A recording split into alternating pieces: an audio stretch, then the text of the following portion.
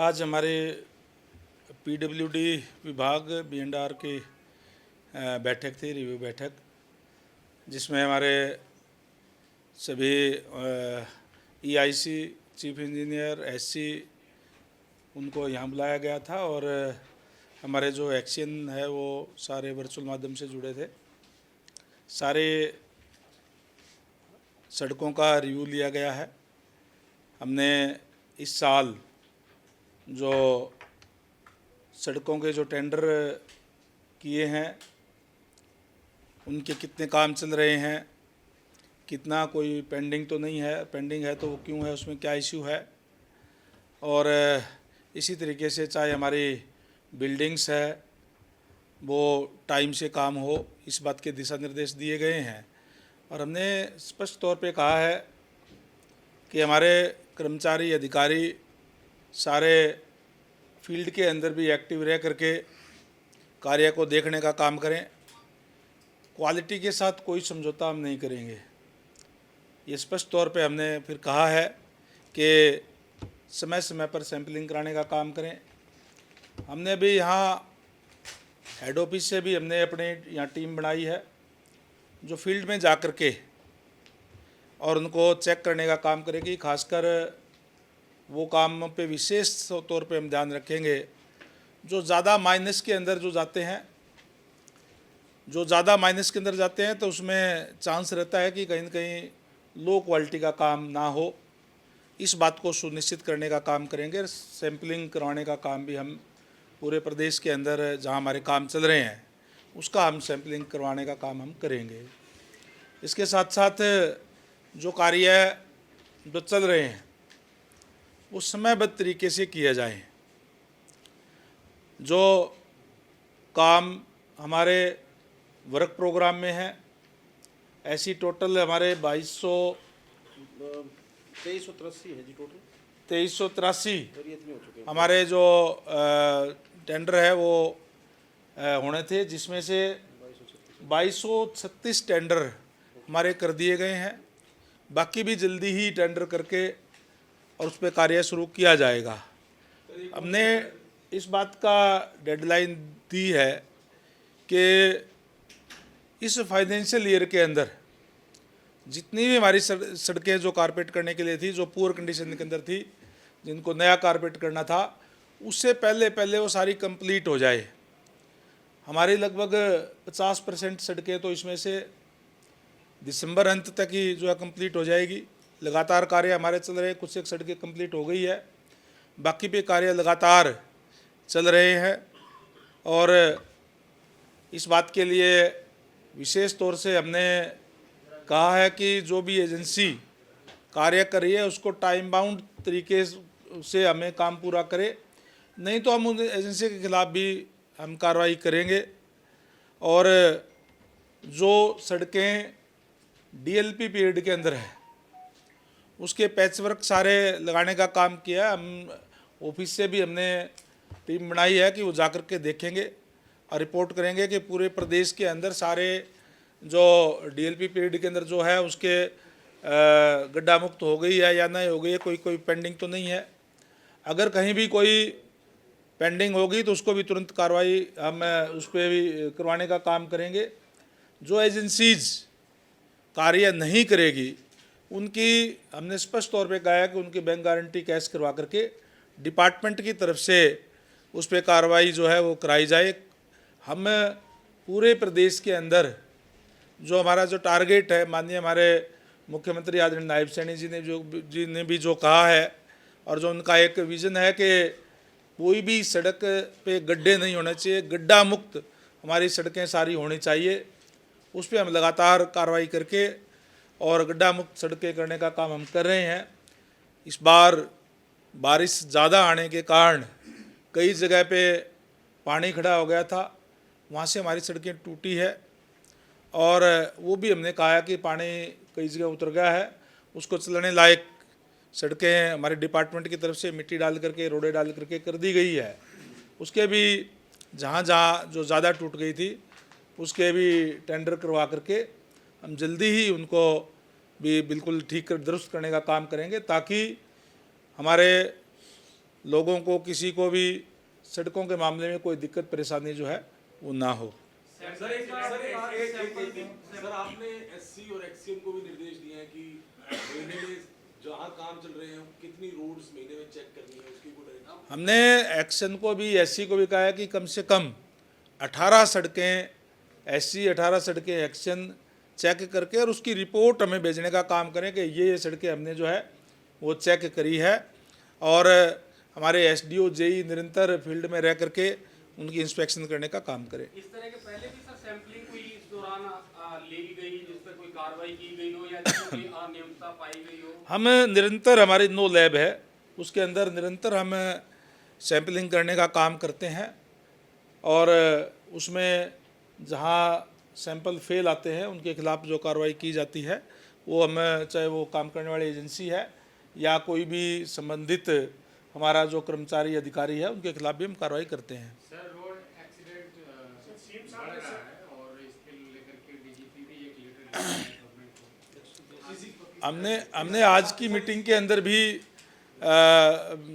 निर्देश दिए हैं कि क्योंकि आगे सर्दी आ रही है, वाइट पट्टी सड़कों के ऊपर लगाई जाए, रिफ्लेक्टर लगाए जाएं, साइन बोर्ड लगाए जाएं ताकि लोगों को कोई दिक्कत ना हो और उससे धुंध और कोहरे के अंदर भी उसके ऊपर जो रिफ्लेक्टर होते हैं तो उसमें चमक से वो दिखाई दे जाते हैं। तो इन तमाम चीज़ों को करने को कहा है।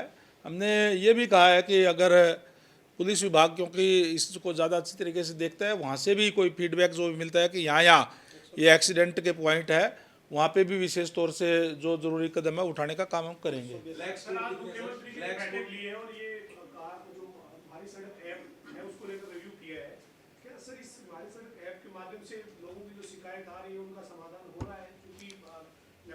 बिल्कुल, हमारी सड़क ऐप पे अब तक 6123 कंप्लेंट आई जिसमें से 2611 हमारी जो है रिजोल्व करने का काम किया है और टाइमबद्ध तरीके से करने का काम किया। अब जो शिकायतें इसके अलावा जो आ रही है उनका भी टाइमबद्ध तरीके से उनका समाधान जो किया जाएगा। सर आज कांग्रेस ने हरियाणा के राज्यपाल से मुलाकात की। भूपेंद्र सिंह हुड्डा और राव नरेंद्र सिंह के नेतृत्व में कांग्रेस के विधायक मिले। 3 मांग उन्होंने राज्यपाल के सामने रखी है ज्ञापन के जरिए। तो कह रहे हैं कि कानून व्यवस्था जो है वो पूरी तरह से चरमरा चुकी है। किसानों के मामले में उन्होंने कहा कि किसान को एमएसपी भी नहीं मिला मंडियों में और जो नुकसान हुआ था बारिश से उसका मुआवजा नहीं दिया और बीपीएल परिवारों के राशन कार्ड चुनाव के दौरान बना दिए और 10 लाख काट दिए। ये तीनों मांग देखिए, कांग्रेस पार्टी के पास आजकल और कोई काम बचा नहीं है। केवल और केवल वो इस तरीके की बातें करते हैं। कानून व्यवस्था की बात आज वो कर रहे हैं। आप रिकॉर्ड उठा करके देखें कि किस तरीके की कानून व्यवस्था भूपेंद्र सिंह हुड्डा जी का राज 10 वर्ष तक भारतीय जनता पार्टी का राज आने से पहले रहा। उस समय जो आंकड़ा अपराध का था उसको कंट्रोल करने का काम हमारी सरकार ने किया। अपराध जो है वो घटे हैं पहले से और वो लोग आज कानून व्यवस्था की बात कर रहे हैं जिनके समय के अंदर किस तरीके से गरीब लोगों पे अत्याचार होते थे, यहाँ तक कि गांव से पलायन करके दूसरी जगह पे जाना पड़ा। इस तरीके के हालात उनके राज में थे। मैं आज गर्व से कह सकता हूँ कि इस तरीके की एक भी घटना पिछले 11 सालों के अंदर इस प्रदेश के अंदर नहीं हुई है। जहाँ तक किसानों की बात कही, आज कांग्रेस के लोग भूपेंद्र सिंह हुड्डा जी कांग्रेस किसानों के हितैषी बनते हैं, लेकिन उनके राज के अंदर किस तरीके से 2-2 रुपये के 1.5 रुपये के चेक दे करके किसानों के साथ भद्दा मजाक किया जाता था। 10 साल तक उनकी सरकार इस प्रदेश के अंदर रही। ये रिकॉर्ड की चीज़ है कि 1058 करोड़ रुपए उन्होंने 10 सालों के अंदर मुआवजा देने का काम किया और 10 सालों के अंदर हमारी सरकार ने 15,465 करोड़ रुपए किसानों को मुआवजा देने का काम किया है। आप स्वयं देख लें कि लगभग 15 गुना मुआवजा हमने उनसे ज़्यादा देने का काम किया है। जहाँ तक एमएसपी की बात है, आज जितनी भी फसलें हरियाणा प्रदेश के अंदर होती है वो सारी की सारी एमएसपी पे खरीद करने का काम हमारी सरकार कर रही है।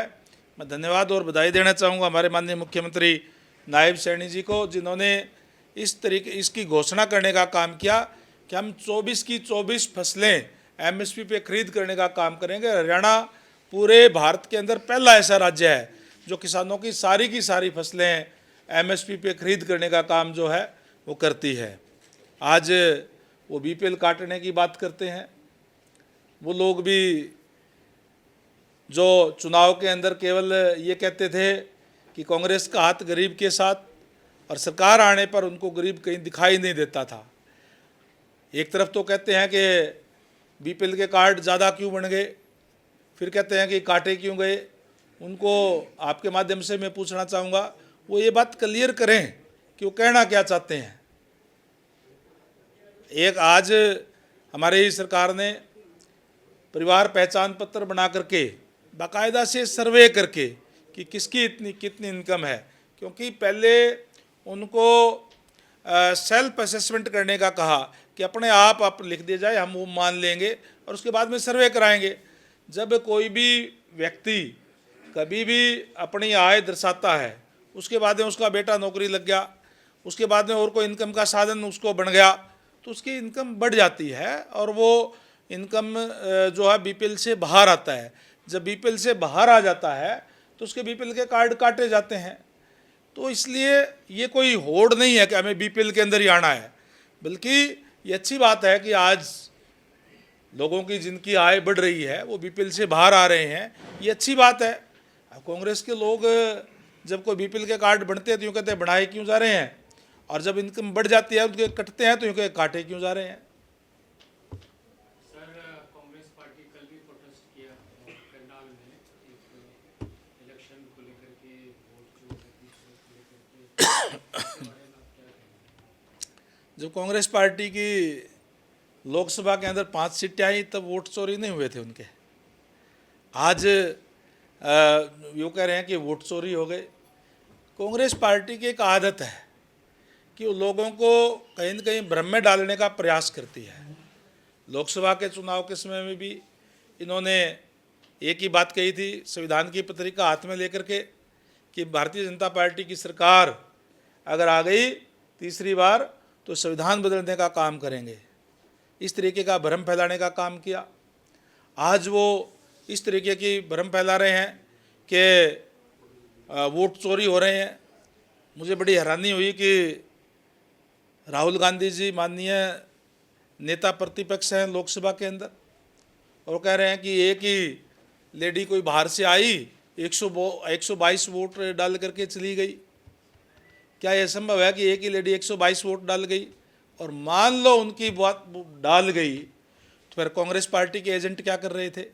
बार बार एक लेडी वोट डाल रही थी, तो हर पार्टी के एजेंट होते हैं, उन्होंने रोकने का काम क्यों नहीं किया? तो ये केवल और केवल भ्रम में डालने वाली बात, केवल और केवल तथ्यों से परे बात करने का काम कांग्रेस पार्टी के लोग जो है वो कर रहे हैं। और आज प्रदेश की भी देश की भी जनता अच्छी तरीके से जानती है कि ये केवल और केवल भ्रम फैलाने का काम कर रहे हैं।